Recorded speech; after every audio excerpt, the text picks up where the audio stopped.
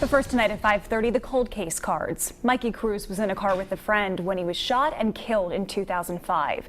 Now Pawtucket police reveal he was shot just months earlier, but survived. The investigation was added to a deck of cold case playing cards. Each card highlights an unsolved murder or missing person case in Rhode Island. Eyewitness News reporter Steve Nielsen sits down with the detective on this case to see what they need to put someone away for the murder.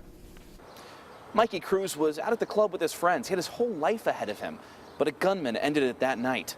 Our cold case investigations take us to Pawtucket. Mikey Cruz, the 5 of spades. Marcos Mikey Cruz drove up to the triple-decker at Weston Sisson in Pawtucket in October 2005. The group of friends got out and went upstairs. Mikey and a woman were still in the car in the driveway, and then, bang. Several rounds struck him and several rounds struck her, going through her into him.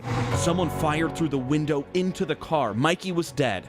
Our file video of the scene shows the ambulance that took the woman to the hospital. She survived. Yeah, the bullets went through and the aftermarket tint kept the window in place. So at this point, nobody in the car could see outside of the car because the windows were just spiderwebbed. Pawtucket detective Raymond Doran was there that night. He took me back to the scene. There was a lot of excitement going, a lot of emotion a lot of emotion spilling over. Crying, yelling, they were confused. They're upset, and their friend had just been murdered in the driveway. The friends told detectives what they knew, but said they didn't see the shooter. Mr. Cruz was involved in some stuff that he was probably on the shadiest side of the law. Whether or not it had anything to do with that, we've never been able to prove. Fair to say he had some enemies, though. Yes.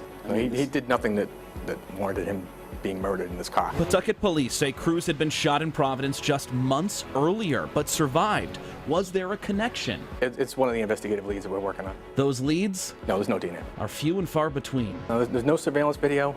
This was back before the days of cell phone cameras. It's an old school case. I need someone to come forward, someone who knew what happened, someone who's got the inside information that I need to go forward. Mikey Cruz was 22 years old, and his case has been cold for 14 years. These families need closure, so it's something they want to know what happened. They lost a loved one, and they want to know why.